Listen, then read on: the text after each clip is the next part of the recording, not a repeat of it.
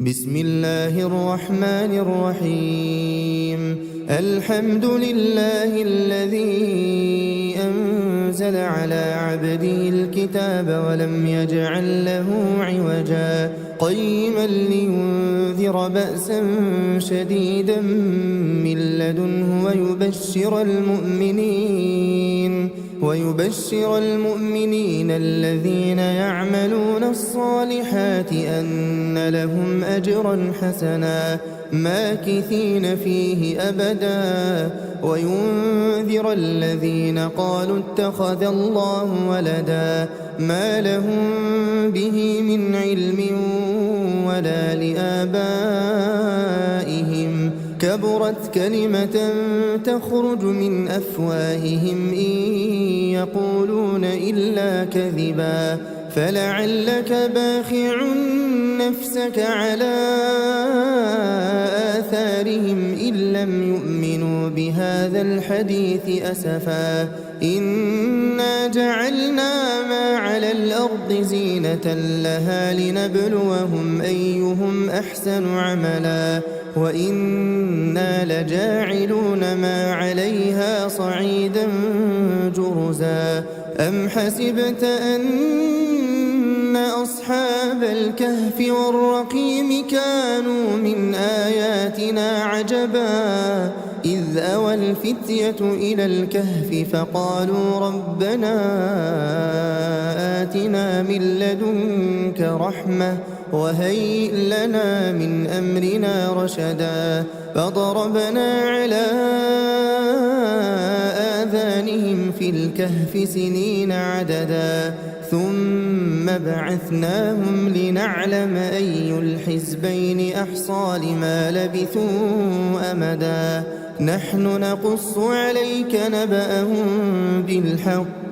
إنهم فتية آمنوا بربهم وزدناهم هدى وربطنا على قلوبهم إذ قاموا فقالوا ربنا رب السماوات والأرض لن ندعو من دونه إلها لقد قلنا إذا شططا هؤلاء قوم اتخذوا من دونه آلهة لولا يأتون عليهم بسلطان بين فمن أظلم ممن افترى على الله كذبا وإذ اعتزلتموهم وما يعبدون إلا الله فأووا إلى الكهف ينشر لكم ربكم من رحمته ويهيئ لكم من أمركم مرفقا وترى الشمس إذا طلعت تزاور عن كهفهم ذات اليمين وإذا غربت تقرضهم ذات الشمال وهم في فجوة منه ذلك من آيات الله من يهد الله فهو المهتد ومن يضلل فلن تجد له وليا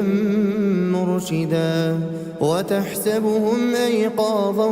وهم رقود ونقلبهم ذات اليمين وذات الشمال وكلبهم باسط ذراعيه بالوصيد لو اطلعت عليهم لوليت منهم فرارا ولملئت منهم رعبا وكذلك بعثناهم ليتساءلوا بينهم قال قائل منهم كم لبثتم قالوا لبثنا يوما أو بعض يوم قالوا ربكم أعلم بما لبثتم فابعثوا أحدكم بورقكم هذه إلى المدينة فلينظر أيها أزكى طعاما فليأتكم برزق منه وليتلطف ولا يشعرن بكم أحدا إنهم إن يظهروا عليكم يرجموكم أو يعيدوكم في ملتهم ولن تفلحوا إذا أبدا وكذلك أعثرنا عليهم ليعلموا أن وعد الله حق وأن الساعة لا ريب فيها إذ يتنازعون بينهم أمرهم فقالوا بنوا عليهم بنيانا ربهم أعلم بهم قال الذين غلبوا على أمرهم لنتخذن عليهم مسجدا سيقولون ثلاثة رابعهم كلبهم ويقولون خمسة سادسهم كلبهم رجما بالغيب ويقولون سبعة وثامنهم كلبهم قل ربي أعلم بعدتهم ما يعلمهم إلا قليل فلا تمار فيهم إلا مراء ظاهرا ولا تستفت فيهم منهم أحدا ولا تقولن لشيء إني فاعل ذلك غدا إلا أن يشاء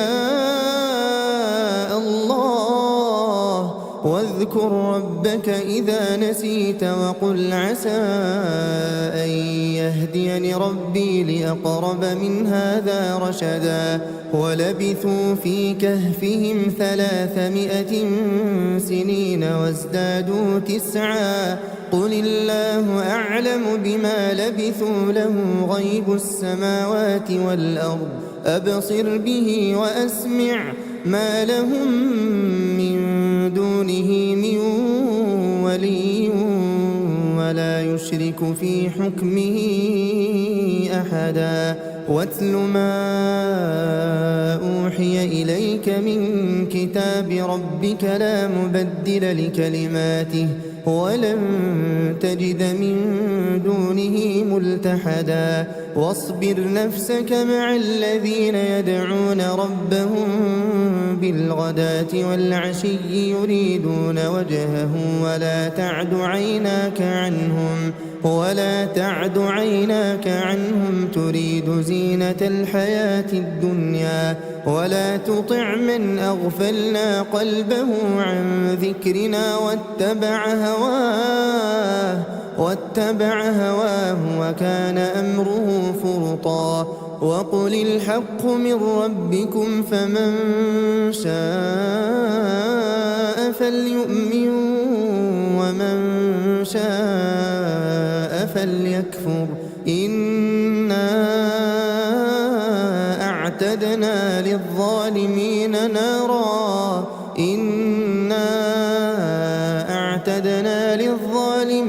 نارا أحاط بهم سرادقها وإن يستغيثوا يغاثوا بماء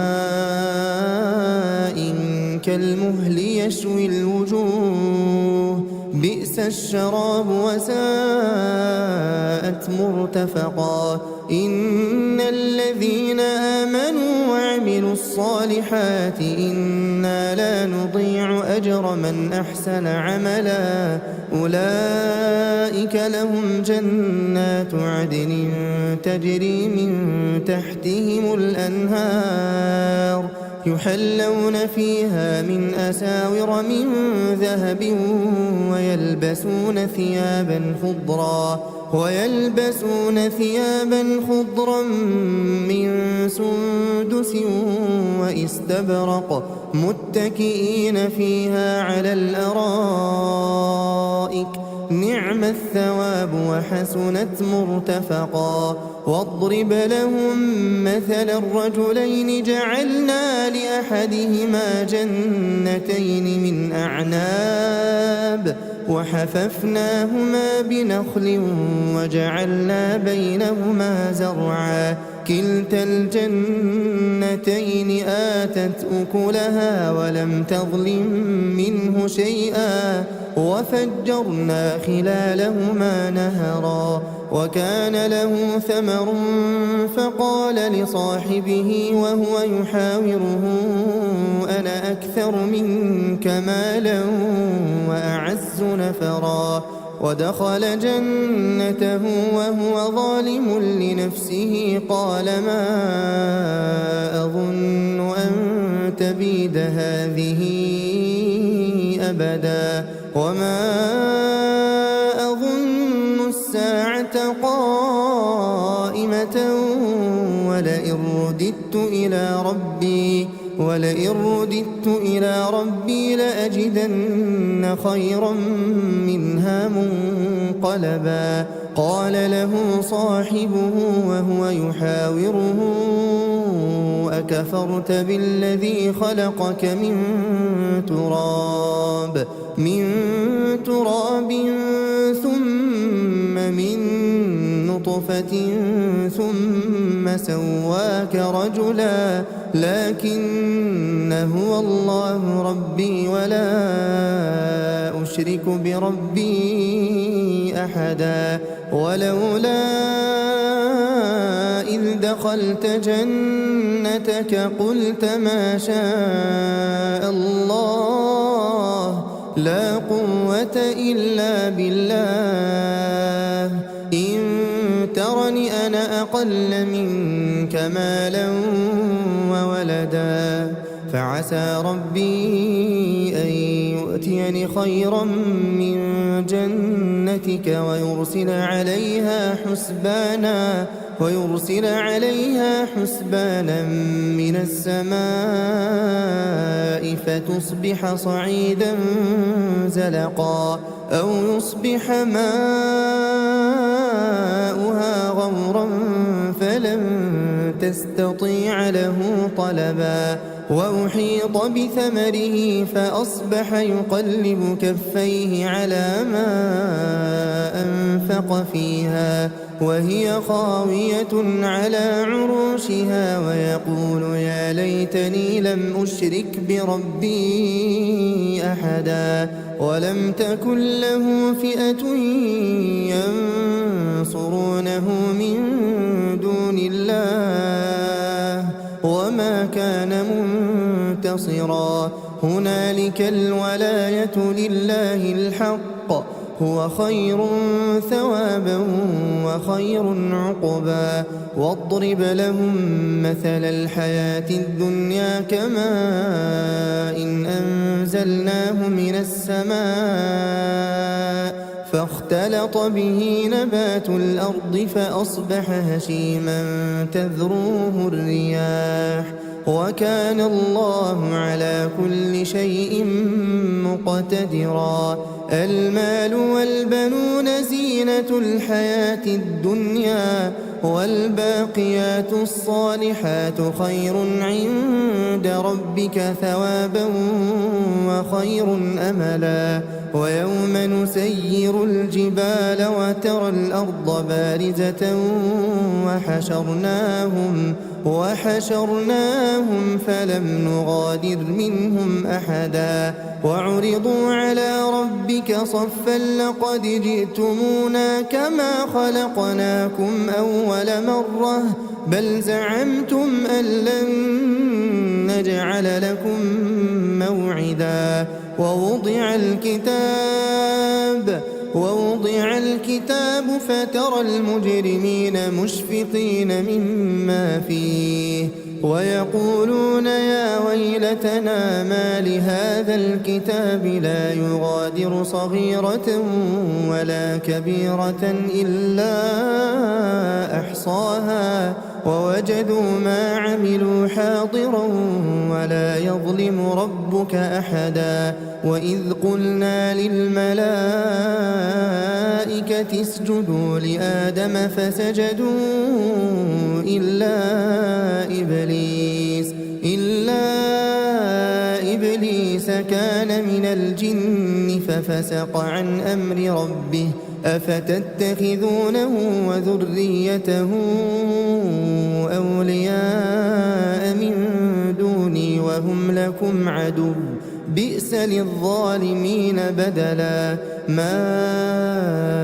أشهدتهم خلق السماوات والأرض ولا خلق أنفسهم وما كنت متخذ المضلين عضدا ويوم يقول نادوا شركائي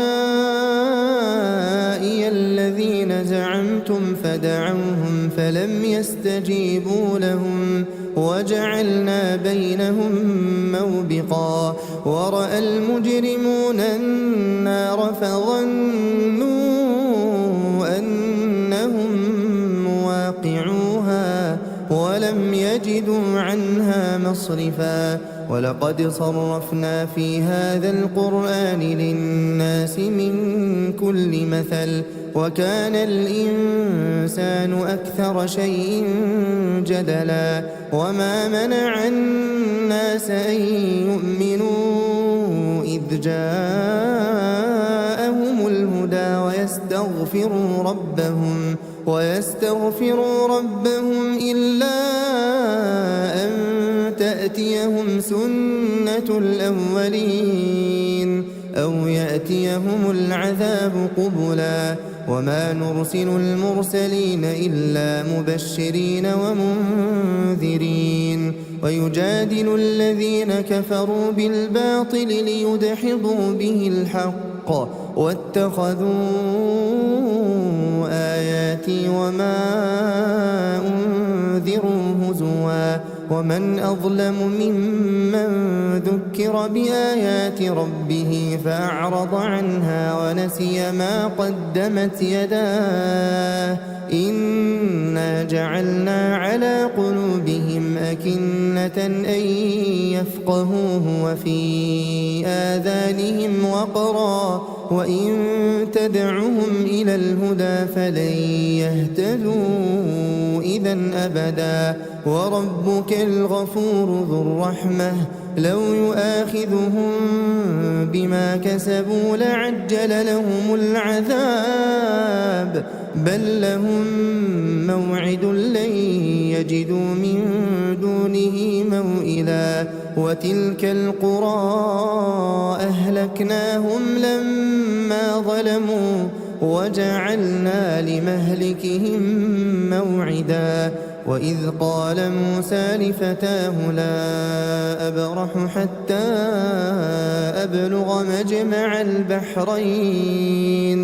حتى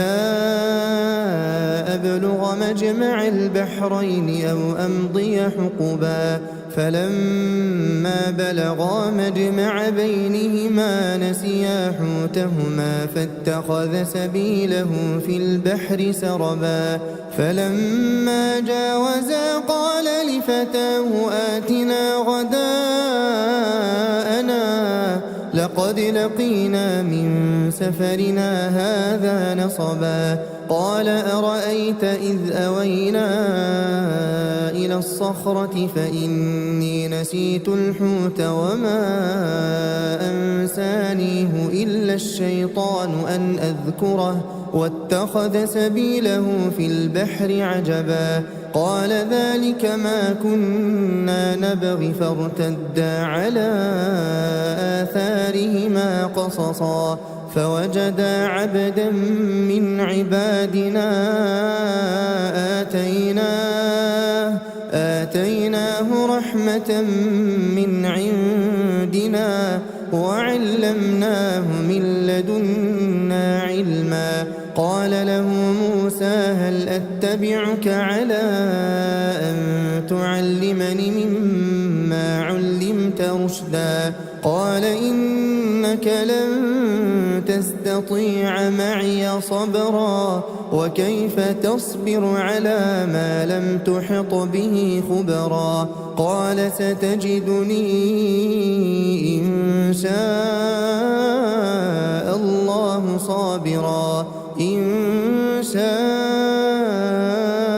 الله صابرا ولا أعصي لك أمرا قال فإن اتبعتني فلا تسألني عن شيء حتى أحدث لك منه ذكرا. فانطلقا حتى إذا ركبا في السفينة خرقها قال أخرقتها لتغرق أهلها لقد جئت شيئا إمرا. قال ألم أقل إنك لن تستطيع معي صبرا. قال لا تؤاخذني بما نسيت ولا ترهقني من أمري عسرا. فانطلقا حتى إذا لقيا غلاما فقتله قال أقتلت نفسا زكية بغير نفس لقد جئت شيئا نكرا. قال ألم أقل لك إنك لن تستطيع معي صبرا. قال إن سألتك عن شيء بعدها فلا تصاحبني قد بلغت من لدني عذرا. فانطلقا حتى إذا أتيا أهل قرية استطعما أهلها فأبوا أن يضيفوهما فوجدا فيها جدارا يريد أن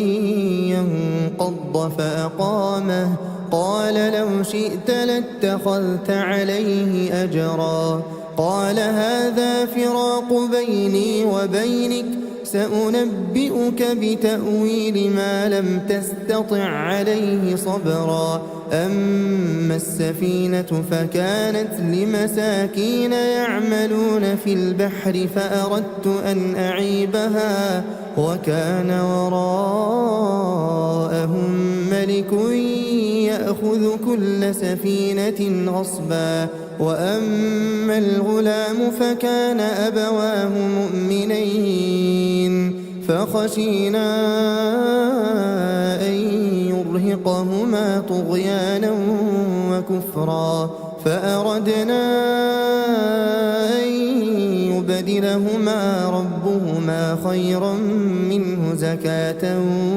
وأقرب رحما. وأما الجدار فكان لغلامين يتيمين في المدينة وكان تحته كنز لهما وكان أبوهما صالحا فأراد ربك أن يبلغا أشدهما ويستخرجا كنزهما رحمة من ربك وما فعلته عن أمري ذلك تأويل ما لم تسطع عليه صبرا. ويسألونك عن ذي القرنين قل سأتلو عليكم منه ذكرا. إنا مكنا له في الأرض وآتيناه من كل شيء سببا فأتبع سببا حتى إذا بلغ مغرب الشمس وجدها تغرب في عين حمئة ووجد عندها قوما قلنا يا ذا القرنين إما أن تعذب وإما أن تتخذ فيهم حسنا. قال أما من ظلم فسوف نعذبه ثم يرد إلى ربه فيعذبه عذابا نكرا. وأما من آمن وعمل صالحا فله جزاء الحسنى وسنقول له من أمرنا يسرا. ثم أتبع سببا حتى إذا بلغ مطلع الشمس وجدها تطلع على قوم لم نجعل لهم من دونها سترا. كذلك وقد أحطنا بما لديه خبرا. ثم أتبع سببا حتى إذا بلغ بين السدين وجد من دونهما قوما لا يكادون يفقهون قولا قالوا يا ذا القرنين إن يأجوج ومأجوج مفسدون في الأرض فهل نجعل لك خرجا على أن تجعل بيننا وبينهم سدا قال ما مكني فيه ربي خير فأعينوني بقوة أجعل بينكم وبينهم ردما آتوني زبر الحديد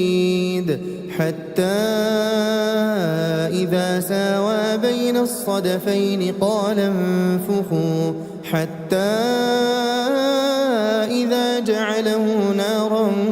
قال آتوني أفرغ عليه قطرا فما استطاعوا أن يظهروه وما استطاعوا له نقبا قال هذا رحمة من ربي فإذا جاء وعد ربي جعله دكاء وكان وعد ربي حقا وتركنا بعضهم يومئذ يموج في بعض ونفخ في الصور فجمعناهم جمعا وعرضنا جهنم يومئذ للكافرين عرضا الذين كانت أعينهم في غطاء عن ذكري وكانوا لا يستطيعون سمعا أفحسب الذين كفروا أن يتخذوا عبادي من دوني أولياء إنا أعتدنا جهنم للكافرين نزلا قل هل ننبئكم بالأخسرين أعمالا الذين ضل سعيهم في الحياة الدنيا وهم يحسبون أنهم يحسنون صنعا أولئك الذين كفروا بآيات ربهم ولقائه فحبطت أعمالهم فلا نقيم لهم يوم القيامة وزنا ذلك جزاؤهم جهنم بما كفروا واتخذوا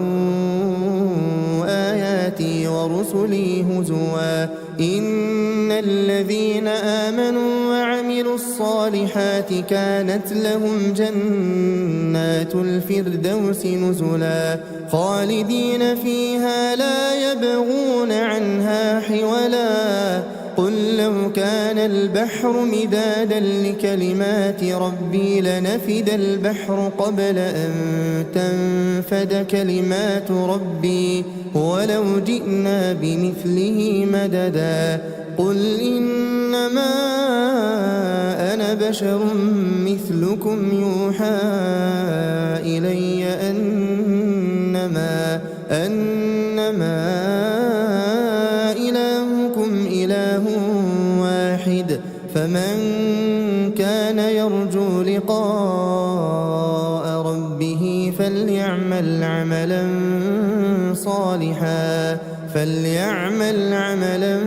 صالحا ولا يشرك بعبادة ربه أحدا.